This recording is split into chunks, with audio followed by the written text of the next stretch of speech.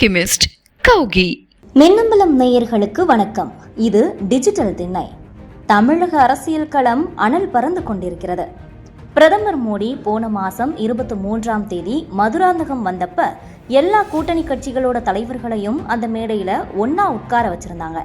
அதுல இருந்து எங்க கூட்டணியை பாத்தீங்களா, வலிமையான கூட்டணியை அமைச்சிருக்கோம்னு அதிமுக பாஜக லீடர்ஸ் பேசிக்கிட்டு இருக்காங்க.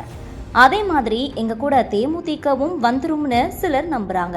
ஆனா தேமுதிகவோ திமுக கூட மும்முரமா பேசிக்கிட்டு இருக்காங்க. இந்த ஜோர்ல தான் நேத்து சென்னையில அதிமுக மாவட்ட செயலாளர்கள் கூட்டத்தை கூட்டியிருந்தாரு எடப்பாடி பழனிசாமி. இந்த கூட்டம் முடிஞ்சதும் 2ஆம் கட்டமாக சில தேர்தல் வாக்குறுதிகளையும் அறிவிச்சாரு எடப்பாடி. போன ஜனவரி 17ஆம் தேதி எம்ஜிஆர் பிறந்த நாள் அன்னைக்கு கொஞ்சம் வாக்குறுதிகளை முதல் கட்டமாக வெளியிட்டிருந்தாரு. அதோட தொடர்ச்சியா நேத்து முதியோர், விதவை பெண்கள் உதவித்தொகை உயர்த்தப்படும், சிறுபான்மை பெண்களுக்கு கடன் தரப்படும், மாணவர்கள் கல்வி கடன் தள்ளுபடி செய்யப்படும்னு வாக்குறுதிகளை கொடுத்திருக்காரு எடப்பாடி. அதிமுக மாவட்ட செயலாளர்கள் கூட்டத்தை பத்தி தான் இப்ப அந்த கட்சியில எல்லா தலைகளும் ரொம்பவே சீரியஸா பேசுறாங்க.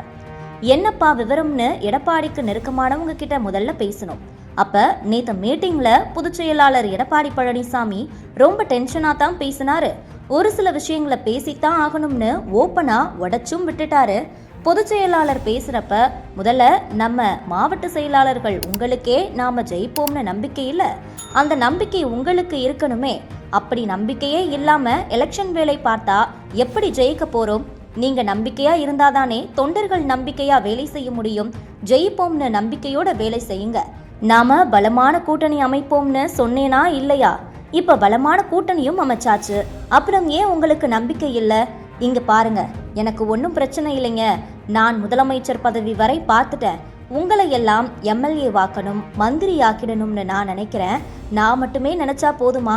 நீங்களும் அதுக்கு வேலை செய்யணும். நீங்களும் நாம ஜெயிப்போம், எல்லாம் நடக்கும்னு நம்பிக்கை வைக்கணுமேனு காட்டமாகவே பேசிட்டாரு. அதுக்கப்புறமா இந்த கூட்டத்துல இருக்கிறவங்க சில பேர் மற்றவங்க கிட்ட என்னை பத்தி என்னவெல்லாம் பேசிக்கிட்டு இருக்கீங்கன்னு எனக்கு தகவல் வந்துகிட்டு தான் இருக்கு. ஏன் இப்படி எல்லாம் பேசணும்? பூத் கமிட்டியை போட்டு ஒழுங்கா வேலை பாருங்கன்னு சொன்னேன், அதையும் செய்யல. நம்ம ஐடி விங் கூட சேர்ந்து வேலை செய்யுங்கன்னு சொல்லி பார்த்தேன், அதையும் செய்யலனா என்ன அர்த்தம்னு ஓப்பனாவே கோபத்தை கொட்டி விட்டார் சார் என்றனர். அதிமுக மாவட்ட செயலாளர்கள் கூட்டத்துல எடப்பாடி பழனிசாமி இப்படி சரவெடியா வெடிச்சதால அதிகமா உள்ள யாரும் பேசல. ஆனா கூட்டத்தை முடிச்சுட்டு வெளியே வந்த மாவட்ட செயலாளர்கள் ஆளாளுக்கு மனசுல இருக்கிறதையெல்லாம் கொட்டி தீர்த்துட்டு தான் நகர்ந்தாங்க. இந்த கூட்டத்துல கலந்துகிட்ட மாவட்ட செயலாளர்கள் கிட்ட நாம பேசினப்ப, ஆமா சார், அண்ணன் ரொம்பவே டென்ஷனா தான் சில விஷயங்கள் சொன்னாரு. முதல்ல பலமான கூட்டணி அமைச்சிருக்கோம்னு சொல்றாரு. ஒரு விஷயம் எங்களுக்கே புரியல சார். நாங்க என்ன பலமான கூட்டணி அமைச்சிட்டோம்னு தெரியல. ஏற்கனவே கூட்டணியில இருந்த சின்ன சின்ன கட்சிகள் தானே இப்பவும் இருக்காங்க. டிடிவி மட்டும் தான் புதுசா வந்திருக்காரு. என்னமோ விஜய் கூட கூட்டணி வச்சிருக்கிற மாதிரி பலமான கூட்டணி, வலிமையான கூட்டணின்னு அண்ணன் சொல்லிக்கிட்டு இருக்கிறத எப்படித்தான் நம்புறது? எலெக்ஷனுக்குன்னா செலவு செய்யணும் தானே.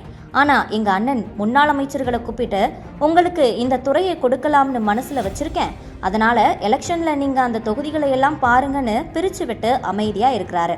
இப்படி செஞ்சா எப்படி சார் கட்சியில வேலை நடக்கும் என குமுறுகின்றனர். இந்த கூட்டத்துல கலந்துகிட்ட மாஜி அமைச்சர்கள் சிலர்கிட்ட நாம பேசினப்ப அவங்க சொல்றது என்னன்னா, எங்க பொதுச் செயலாளர் கலர் கலரா பஞ்சு மிட்டாய் கொடுத்து சாப்பிட சொல்ற கதையாத்தான் பேசுறாரு. பஞ்சு மிட்டாய் பார்க்க நல்லாத்தான் இருக்கும், அதை சாப்பிட்டா உள்ளே ஒண்ணுமே இருக்காதே. அது மாதிரி தான் எங்க அண்ணன் பேச்சும்.